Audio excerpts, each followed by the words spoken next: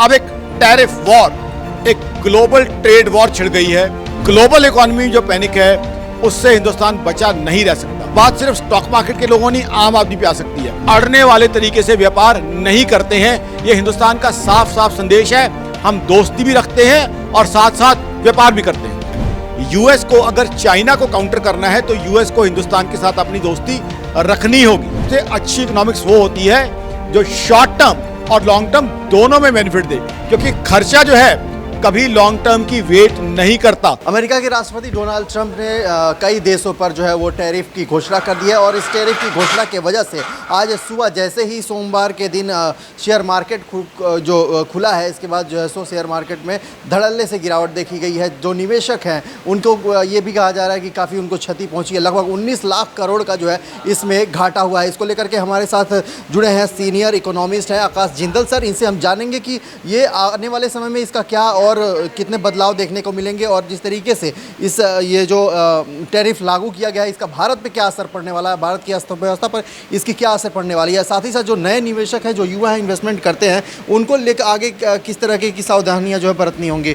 Sir स्वागत है आपका न्यूज़ ऑफ इंडिया पर।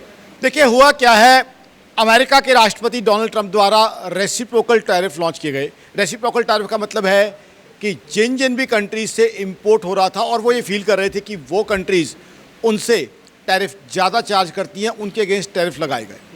अब उसके बाद क्या हुआ, चाइना ने रिटेलिएट किया, चाइना ने रिटेलिएटरी टैरिफ लगाए जो कि पहले से ही लग रहा था। अब एक टैरिफ वॉर, एक ग्लोबल ट्रेड वॉर छिड़ गई है। अब ग्लोबल ट्रेड वॉर के कारण है क्या, ग्लोबल इकोनॉमी के अब क्लियरली रिसेशन में, मंदी में जाने की संभावना साफ दिख रही है। तो अब क्योंकि ग्लोबल ट्रेड वॉर छिड़ चुकी है, ग्लोबल इकोनॉमी रिसेशन की तरफ जा रही है और अमेरिका में खुद, यूएस में खुद राष्ट्रपति डोनाल्ड ट्रंप साहब की नीतियों के खिलाफ वहाँ एजिटेशन हो रहा है, आंदोलन हो रहा है, हैंड्स ऑफ मूवमेंट चल पड़ी है। तो आज ग्लोबल इकोनॉमी में घबराहट है, पैनिक है। तो जो ग्लोबल इकोनॉमी की घबराहट, पैनिक है, वो आज ग्लोबल मार्केट्स में डाउनवर्ड उसके हिसाब से दिख रही है। उसकी वजह से ग्लोबल मार्केट्स में डाउनफॉल यानी मंदी यानी नेगेटिव रिटर्न्स आज देख रही है, इसीलिए ग्लोबल मार्केट्स में क्रैश दिख रहा है। आज की तारीख में ब्लैक मंडे की बात की जा रही है। ब्लैक मंडे दर्शकों को बता दूं वो दिन था 1987 में जब अमेरिका में मार्केट्स 22.6% गिरे थे। तो आज के दिन को भी कुछ हद तक ब्लैक मंडे कहा जा रहा है। जहाँ तक हिंदुस्तान की बात है, हिंदुस्तान की अपनी इकॉनमी बहुत अच्छे से परफॉर्म कर रही है। हमारे यहाँ जीडीपी ग्रोथ की बात करें 2023-24 का, जी हाँ 2023-24 का रिवाइज जीडीपी ग्रोथ का डेटा बता रहा है कि 9.2% पे हमने ग्रो किया है। उसके अलावा जीएसटी कलेक्शन जनवरी, फरवरी, मार्च तीनों महीने का बहुत अच्छा है। इनकम टैक्स कलेक्शन की बात करें 16 मार्च 2025 को जो डेटा आया है क्लियरली बता रहा है 16% के आसपास ग्रोथ है। तो हिंदुस्तान की इकॉनमी बहुत अच्छी चल रही है। प्रधानमंत्री नरेंद्र मोदी की अच्छी लीडरशिप के अंडर हमारी इकॉनमी अच्छी चल रही है, लेकिन ग्लोबल इकॉनमी जो पैनिक है उससे हिंदुस्तान बचा नहीं रह सकता। तो ग्लोबल इकॉनमी के जो पैनिक चला हुआ है, जो पैनिक है, उसका इम्पैक्ट हिंदुस्तान की इकॉनमी और मार्केट्स में दिखाई दे रहा है। अब जहाँ तक बात है इन्वेस्टर्स की, देखो इन्वेस्टर्स को देखना चाहिए कि हिंदुस्तान की इकॉनमी स्ट्रांग है। हम आज दुनिया की बड़ी इकॉनमीज में से फास्टेस्ट ग्रोइंग इकॉनमी है। अमेरिका, चाइना, जर्मनी, जापान सबके मुकाबले हम तेज़ी से बढ़ रहे हैं। हमारी अपनी इकॉनमी स्ट्रांग चल रही है, हमारी अपनी इकॉनमी में कोई दिक्कत नहीं है। और अब जो ग्लोबल माहौल बन गया है, हो सकता है डोनाल्ड ट्रंप साहब को ये टैरिफ्स वापस लेने पड़े। तो इसलिए हिंदुस्तान की इकॉनमी के अंदर इन्वेस्टर्स को कॉन्फिडेंस रखना चाहिए, भरोसा रखना चाहिए। सर उन्होंने ये भी अभी डैमेज कंट्रोल करते हुए उन्होंने अपने देशवासियों से, अमेरिका में भी जो इसका असर पड़ा है, उन्होंने कहा है कि ये शुरुआती में इसके जो है सो जो खामियाजा भुगतने पड़ सकते हैं, लॉस होगा, लेकिन ये लंबे समय में देखा जाए, जैसे आत्मनिर्भर भारत की जो योजना है, तो विकास अमेरिका को जिस नए अमेरिका के तरफ ले जाना चाह रहे हैं डोनाल्ड ट्रंप, उसको लेकर कहा है कि इन्होंने कि आगे चल के ये काफ़ी लोगों को अच्छा लगने लगेगा जो टैरिफ लागू किया गया इसको लेकर। देखिए बात ये है कि मैं यहाँ ये कहना चाहूँगा आगे चल के का मतलब क्या होता है, क्योंकि आज जिस तरीके का ग्लोबल इकॉनमी में हालात चल रहे हैं, ग्लोबल इकॉनमी जैसे रिसेशन की तरफ बढ़ रही है, बात सिर्फ स्टॉक मार्केट की नहीं है, ये बात नौकरियों पे भी आ सकती है। आने वाले समय में रिसेशन इस तरह की हो सकती है कि हिंदुस्तान में नौकरियों में भी कमी हो जाए, इन्फ्लेशन यानी महंगाई बढ़ जाए, तो बात सिर्फ स्टॉक मार्केट के लोगों नहीं, आम आदमी पे आ सकती है। अब जहाँ तक लॉन्ग टर्म की बात कही जा रही है, देखिए बड़ा देसी भाषा में उसका जवाब दूंगा। भूख मुझे आज लग रही है, खाना आप मुझे 6 महीने बाद देने के लिए कह रहे हो, कैसे बात बनेगी? आज एक आदमी को अपने बच्चे की स्कूल की फीस जमा करनी है, आज एक आदमी को अपनी EMI पे करनी है, आज एक आदमी को अपने मकान का किराया देना है, आज घर का राशन लेके आना है। तो अब लॉन्ग टर्म क्या करेगा? भूख तो आज लग रही है ना, बच्चे की स्कूल की फीस तो आज जमा होनी है, मकान का किराया तो आज देना है ना, EMI नहीं दूंगा तो बैंक पीछे पड़ जाएगा। तो इसलिए जो है मेरे हिसाब से अच्छी इकोनॉमिक्स वो होती है जो शॉर्ट टर्म और लॉन्ग टर्म दोनों में बेनिफिट दे, क्योंकि खर्चा जो है कभी लॉन्ग टर्म की वेट नहीं करता। अगर आपके घर में शादी रखी हुई है तो वो 6 महीने वेट नहीं करेगी, तो 15 दिन बाद शादी है तो होनी है। बच्चे की स्कूल की फीस का नोटिस आया तो आपने जमा करनी है, EMI की तारीख है तो आपको जमा करनी है। तो इसलिए अच्छी इकोनॉमिक्स वो होती है जो शॉर्ट टर्म का भी ख्याल रखे, आज के खर्चों का भी ध्यान रखे, और साथ ही साथ लॉन्ग टर्म में नेशन बिल्डिंग की बात, जो आप विकसित भारत की बात कर रहे हो, 2047 तक हमारा टारगेट है विकसित भारत का। देखिए आज हमारे प्रधानमंत्री नरेंद्र मोदी साहब से सीखना चाहिए दुनिया को। हमारे प्रधानमंत्री नरेंद्र मोदी साहब ने 2047 तक विकसित भारत का टारगेट रखा है, लेकिन साथ ही साथ शॉर्ट टर्म में भी हमारे प्रधानमंत्री साहब और उनकी टीम ये इंश्योर करती है कि देशवासियों को खुशहाली हो, देशवासियों के लिए महंगाई कम हो, देशवासियों की कमाई बढ़े। देखिए अभी देखिए 16 मार्च 2025 को जो इनकम टैक्स का डेटा आया, 16% इनकम टैक्स हिंदुस्तान में ज़्यादा आया। इनकम टैक्स कब जमा करेगा आदमी? जब उसकी इनकम ज़्यादा होगी, जब उसकी कमाई ज़्यादा होगी, जब खुशहाली होगी। तो हमारे प्रधानमंत्री नरेंद्र मोदी साहब ऐसी पॉलिसीज़ बनाते हैं कि लॉन्ग टर्म में तो विकसित भारत बने ही 2047 में, लेकिन शॉर्ट टर्म में भी देश के आम आदमी को खुशहाली हो, देश के आम आदमी की तरक्की हो, उसकी जेब में पैसा आए। यही चीज़ जो है दुनिया को मैं कहूँगा हमारे प्रधानमंत्री नरेंद्र मोदी साहब से सीखनी चाहिए। आज भी रेसिप्रोकल टैरिफ्स के बाद हिंदुस्तान बातचीत का जरिया अपना रहा है, बातचीत के जरिए हम US के साथ जो है चीज़ों को सॉर्ट आउट करने की कोशिश कर रहे हैं। हम अड़ने वाले तरीके से व्यापार नहीं करते हैं, ये हिंदुस्तान का साफ साफ संदेश है। हम दोस्ती भी रखते हैं और साथ साथ व्यापार भी करते हैं। सर जिस तरीके से रिटेलिएट करते हुए चाइना ने जो है सो उल्टा जो है सो 35% ऐसी खबरें आ रही हैं, 35% का इसने अमेरिका पे जो है सो टैरिफ लगा दिया है, तो इसका भारत सरकार क्या करेगी अमेरिका को लेकर के? देखिए बहुत अच्छा आपने सवाल पूछा। भारत सरकार एक बहुत सुलझी हुई सरकार है। भारत सरकार बहुत एक सूझबूझ के साथ, स्किलफुली, टैलेंटेड तरीके से चलती है, और भारत सरकार सॉल्यूशन ओरिएंटेड सरकार है। भारत सरकार हर चीज़ में देखती है कि किस तरीके से सॉल्यूशन निकाले जाएं। भारत सरकार आज भी US के साथ बातचीत का जरिया अपना रही है, बातचीत के जरिए चीज़ों को सॉर्ट आउट किया जा रहा है। और अभी भी देखें चाइना पे एक के बाद एक दूसरी बार टैरिफ लगे हैं, हिंदुस्तान पे मात्र एक बार टैरिफ लगे हैं और वो भी 26%, चाइना से कम।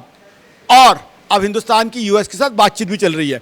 और जिस दिन टैरिफ लगे उस दिन भी प्रेसिडेंट डोनाल्ड ट्रंप साहब ने कहा था कि प्रधानमंत्री नरेंद्र मोदी साहब मेरे बहुत अच्छे दोस्त हैं। तो कहीं ना कहीं भारत सरकार को पता है कि हमारे पास एक बहुत अच्छे प्रधानमंत्री साहब हैं जिनकी हिंदुस्तान ही नहीं, अमेरिका ही नहीं, पूरी दुनिया में इज्जत होती है। और बातचीत का रास्ता भारत सरकार अपनाएगी, क्योंकि व्यापार वही होता है जो बातचीत, मिठास और प्रेम के साथ सॉल्यूशन ओरिएंटेड तरीके से किया जाए। व्यापार कभी भी, चाहे आप पड़ोस के दुकानदार से पूछ लीजिए, चाइना की तरह और अमेरिका की तरह अड़के नहीं होता। व्यापार में हमेशा सॉल्यूशंस ढूंढे जाते हैं। ठीक है सर, ये बताइए जिस तरीके से अमेरिका के जो राष्ट्रपति हैं उनके बहुत बड़े सहयोगी हैं, एलन मस्क जो उद्योगपति भी हैं, उन्होंने कहा है कि इसका जो असर है वो आपको यूरोपीय कंट्री के साथ नहीं होगा, इसका असर यूरोपीय कंट्री पर नहीं पड़ेगा। ऐसे में ये जिस तरीके से बायलैटरल ट्रेड हमारे देश और अमेरिका के बीच होता है, इसमें क्या चैलेंजेस आने वाले हैं आने वाले समय में? मुझे नहीं लगता हिंदुस्तान के US के साथ ट्रेड को लेकर चैलेंजेस आएंगे, क्योंकि पहले तो प्रधानमंत्री नरेंद्र मोदी साहब की डोनाल्ड ट्रंप के साथ मित्रता है। दूसरा, हिंदुस्तान स्ट्रेटेजिकली बहुत इंपॉर्टेंट है। US को अगर चाइना को काउंटर करना है तो US को हिंदुस्तान के साथ अपनी दोस्ती रखनी होगी, क्योंकि US के लिए मेन चीज़ है कि वो चाइना को कैसे काउंटर करता है। तो चाइना को अगर US को काउंटर करना है तो हिंदुस्तान को साथ लेके चलना होगा। हिंदुस्तान दुनिया के लिए और US के लिए इस समय बहुत इंपॉर्टेंट है। तो हिंदुस्तान के साथ मुझे लगता है आगे चल के महीने 2 महीने के अंदर कुछ नरमी रखी जाएगी, कुछ चीज़ें रिलैक्स की जाएंगी, और हिंदुस्तान के साथ हाथ मिला के ही अमेरिका चलेगा, क्योंकि हिंदुस्तान से बहुत IT BPO भी US में जाती है।